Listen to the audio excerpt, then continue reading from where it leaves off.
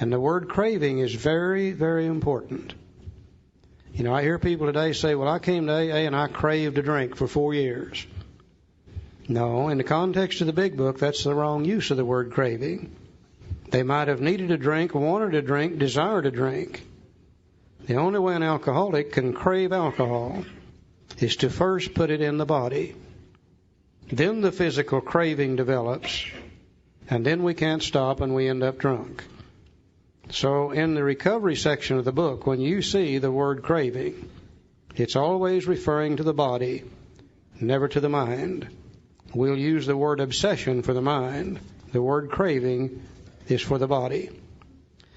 Now, he goes on a little further over on Roman numeral 28, and he talks about 5 different kinds of drinkers. Then he drives this idea of the phenomenon of craving home being an allergy one more time. Let's look at these 5 drinkers. He said the classification of alcoholics, this on Roman numeral page 28. The classification of alcoholics seems most difficult, and in much detail is outside the scope of this book. He said there are, of course, the psychopaths who are emotionally unstable. We're all familiar with this type. They're always going on the wagon for keeps, and they are over-remorseful and make many resolutions, but never a decision. We call that type 1. There is a type of man who is unwilling to admit that he cannot take a drink. He plans various ways of drinking. He changes his brand or his environment. That's type 2. There is a type who always believes that after being entirely free from alcohol for a period of time, he can take a drink without danger. Type 3. There is a manic-depressive type who is perhaps the least understood by his friends and about whom a whole chapter could be written. That's type 4. I always thought I was the next one, type 5. So then there are types entirely normal in every respect, except in the effect alcohol has upon them. They are often able, intelligent, friendly people. God, I like that. Wasn't that great? Any more type 5s in the room tonight? Yeah, a whole bunch of you. Now he makes his point one more time. All these and many others have one symptom in common. They cannot start drinking without developing the phenomenon of craving. This phenomenon, as we have suggested, may be the manifestation of an allergy which differentiates these people and sets them apart as a distinct entity.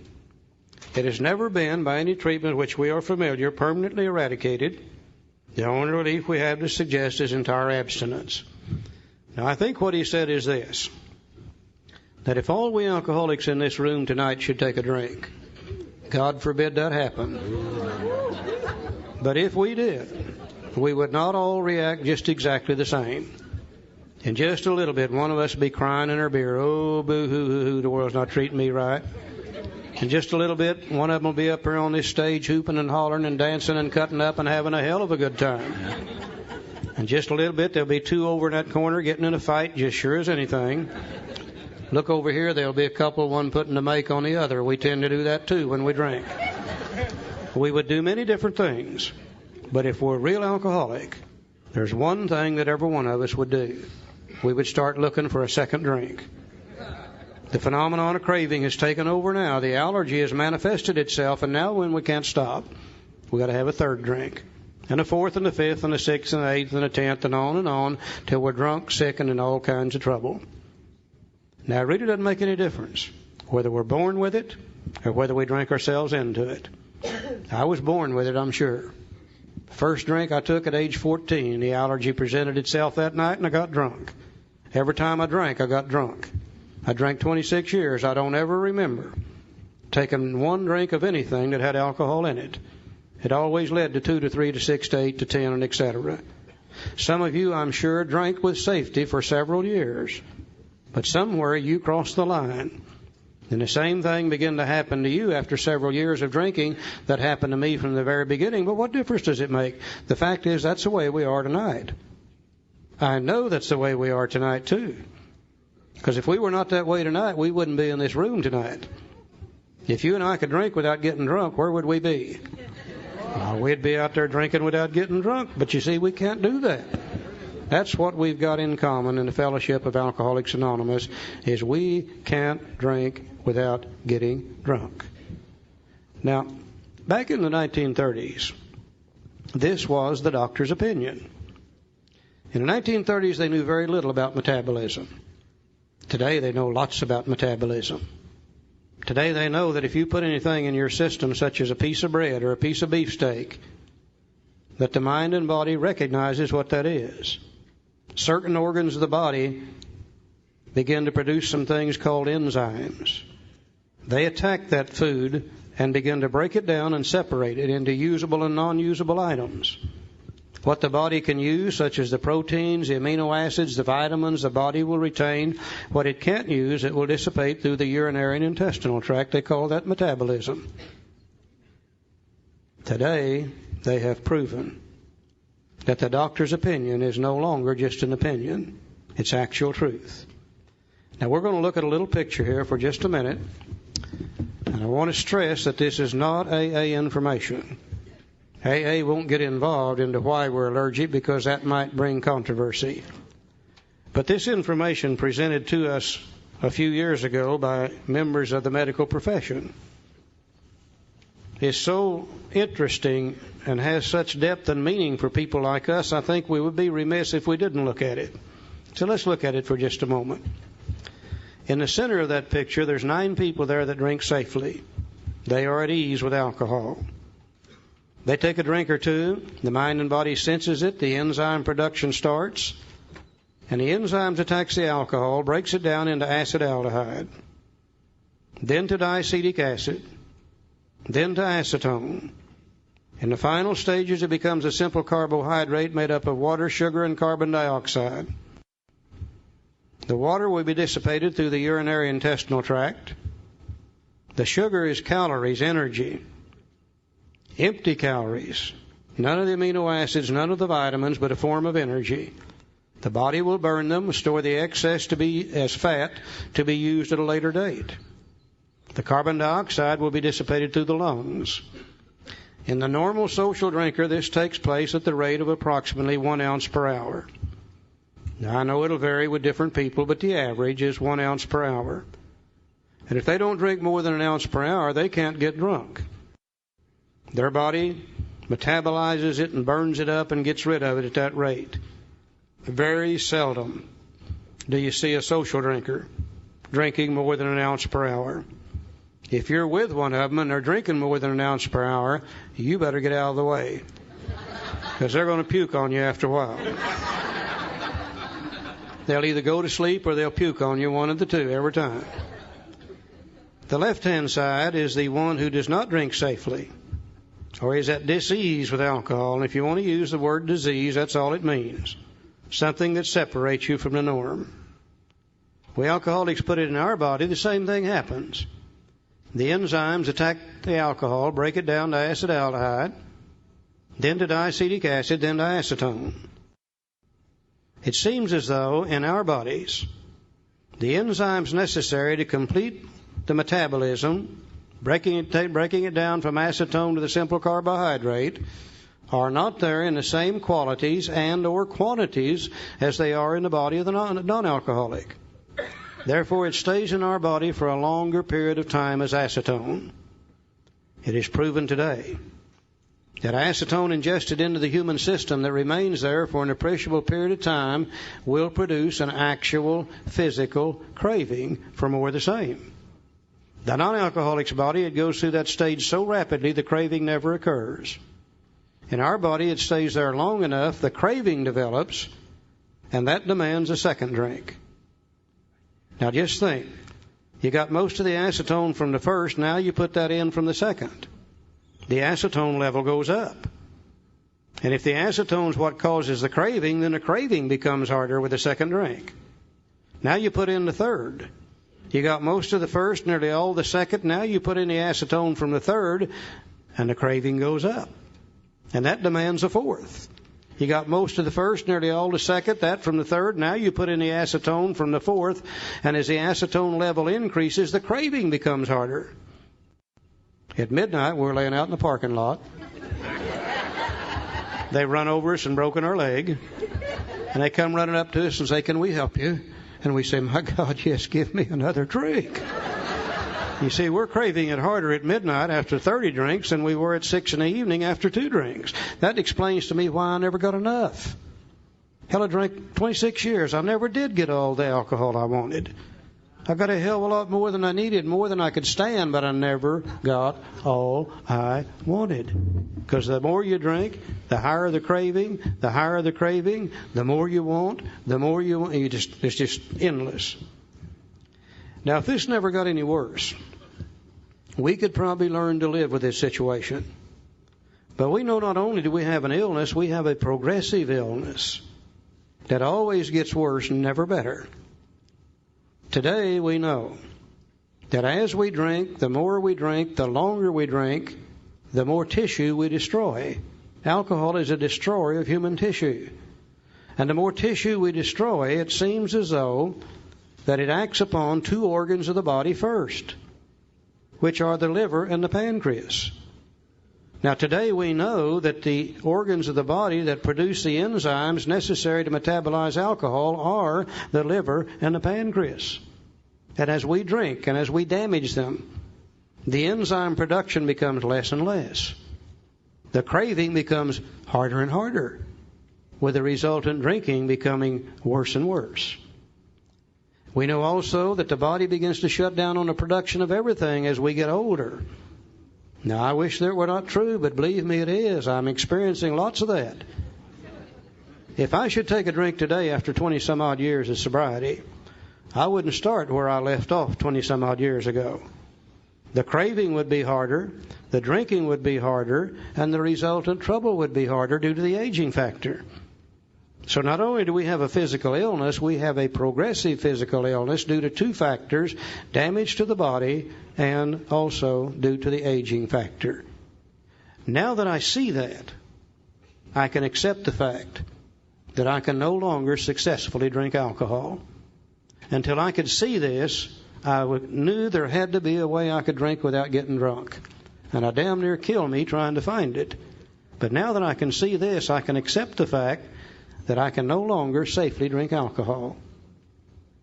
Now, if that's all that was wrong with me, and if that's all that was wrong with you, we would pass the hat, get up and go home, and never have to go to another AA meeting. But you see, that's just half of my problem. The other half is right up here in my head. If I never took the first drink, this allergy couldn't hurt me. I have a friend who is allergic to, of all things, fish. Every time he eats fish, his throat swells up. He almost chokes to death. But that's not his problem. The fact that he's allergic to fish is beside the point, because if he don't eat fish, that can't happen to him.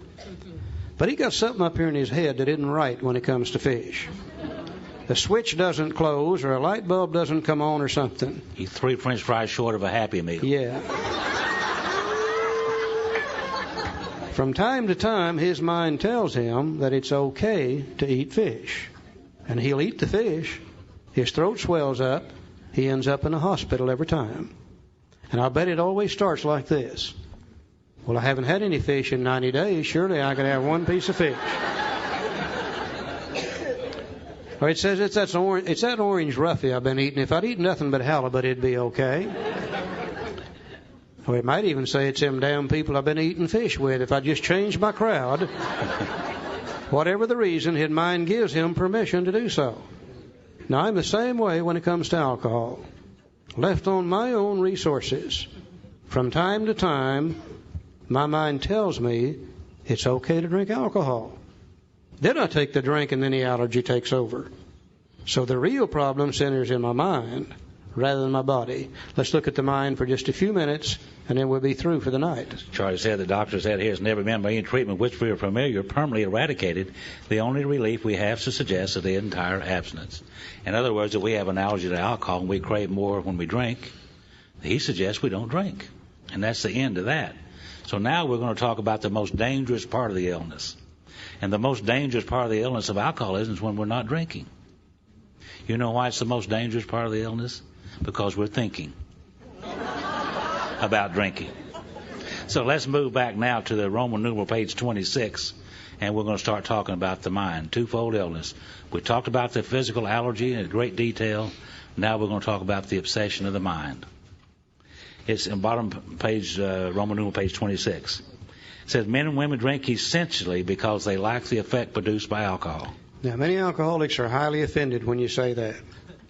They say, no, that's not the reason I drink. They say the reason I drink is because I love the taste of alcohol.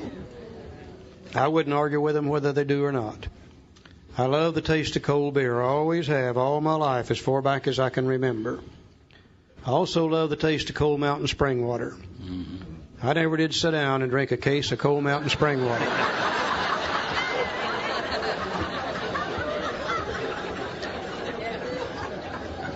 You see, that beer did something for me that spring water didn't do.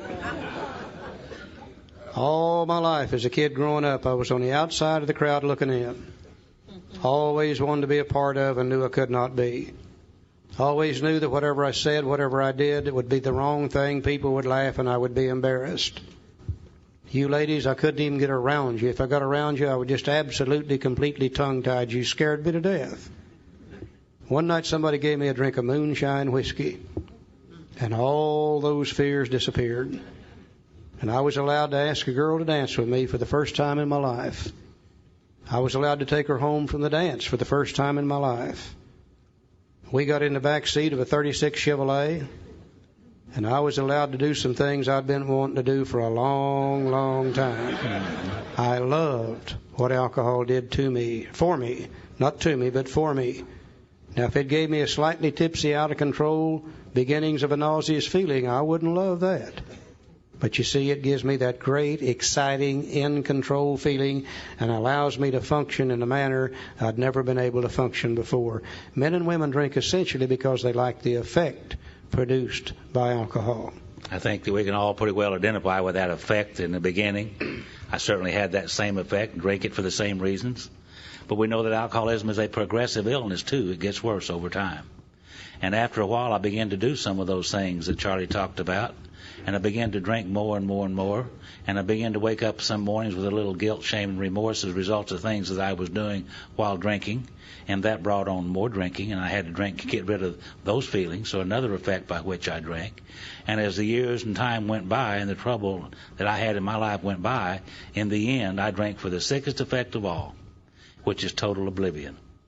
And there's only one thing wrong with oblivion, though, isn't there? You wake up. Then you got to start doing it again. So there are many, many effects by which we drink, and it progressively gets worse. He said the sensation is so elusive that while they admit it is injurious, they can after a time differentiate the true from the false. To them, their alcoholic life seems the only normal one, and I couldn't recognize the true from the false because my alcoholic life had become normal to me. Everywhere I went, alcohol was involved. Every bar that I went to, they drank like that the way I did in that bar. I didn't go to those bars. That's what I was doing down there at the Zebra Lounge. And one time, I remember I woke up one morning and had a clear thought. And I looked over at my wife, Phyllis, and I said, Phyllis, do you realize that most people don't drink like we do? Now, you know what she said? I don't talk this way. This is what she said. She said bullshit. That's just what she said. Everybody we know drinks just like we do. I thought, oh, that's true. So my alcoholic life had become normal. The abnormal had become normal, and I couldn't hardly tell the true from the false in that light. Now he begins to describe how people like us feel whenever we're sober, in forced periods of sobriety. He said, to them, they are restless, irritable, and discontented. Put a few little words in there, too. Said we're full of guilt, shame, and remorse. And remember, when we first got sober, we were new. They said if we didn't drink, we were going to feel better. Well, you're going to feel better, all right. You're going to feel resentment better. You're going to feel anger better. You're going to feel a lot of things better. Running around, feeling lousy as hell, wanting to feel better, knowing only one way to feel better. We begin to think about what 1 or 2 drinks will do for us. We don't think about what 20 drinks will do, or 30. We think about what 1 or 2 will do for us. So unless they can again experience a sense and ease of comfort, which comes at once by taking a few drinks which they see others taking with impunity, and impunity simply means that those people are drinking and seemingly they don't have any problems. And after they have succumbed to the desire again, as so many do, After we've finally given in and taken a couple of drinks, and then the phenomenal craving develops, they pass through the well-known stages of a spree, emerging remorseful with a firm resolution not to drink again. And how many times have I done that? How many times have you done that? Come off of one of those big drunks and long extended period drunks and promise them and yourself and anybody that will listen, I'll never do it again. I'm through. I promise you, I'm through. And those of you who made those promises, you know that we were sincere and we meant that. He said this is repeated over and over and over and over. And unless this person can experience an entire psychic change, there's very little hope for his recovery. So he quit talking about the body now. He's talking about the psychic change, the mind. Later on in our book, the psychic change is going to be described as a spiritual experience, a spiritual awakening, a personality change. All 4 words meaning the same thing. A psychic change. There's very little hope for its recovery. So the change is going to have to become here in the mind. let's look at this picture up here again for just a moment. Over here on this side, we could see that because of the allergy, we can no longer safely drink alcohol. But as we said before, that's not going to bother us if we don't take the first drink. So apparently the problem is going to be over on this side. The real problem centers in the mind, telling us we can drink, rather than in the body that ensures that we can't drink. Well, the doctor told us then, and they tell us today, there's nothing that can be done for that. So the only possible means of recovery would be to find a way to live where our mind don't tell us it's okay to drink. And we're dealing here with our emotions. We're dealing here with the way we think. We're dealing here with the way that we feel whenever we're sober. We are very, very complex human beings. Not only are we complex physically, but we also are complex mentally too. And all people experience emotions. All people experience from time to time anger, resentment, fear, worry, depression, excitement, elation, guilt, remorse. These are all emotions that all human beings have. Now, somewhere back in our lifetime, as we begin to experience those emotions as we grow up, we start seeking a solution to them.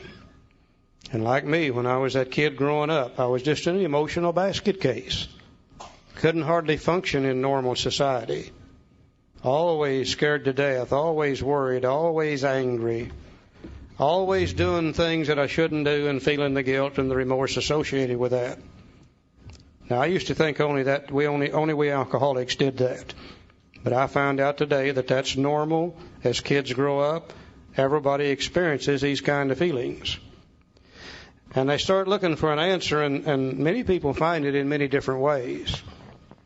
Some people find that when they don't feel good emotionally, that they can go out here and start working. And the excess work seems to make them feel better. Some people find that when they're emotionally fouled up, they can eat certain foods, and that seems to make them feel better. Some people find that when they're emotionally disturbed, that if they can just get really involved deeper and deeper into sexuality, that makes them feel better. And some people find that there's establishments like this building that if you're emotionally disturbed, you can do a little gambling, and that makes you feel better. Now, it doesn't make any difference what you find that makes you feel better. When you find a solution to that emotional problem, your mind has a memory bank. It immediately records the solution. And the reason it does that is the next time you have that emotional problem, you don't have to go looking for a solution. Your mind feeds it back to you. Well, a little gambling made me feel better. Or that food made me feel better, or that work made me feel better, whatever. Now that's called mental addiction. And everybody has that. You know, we become mentally addicted to certain types of automobiles.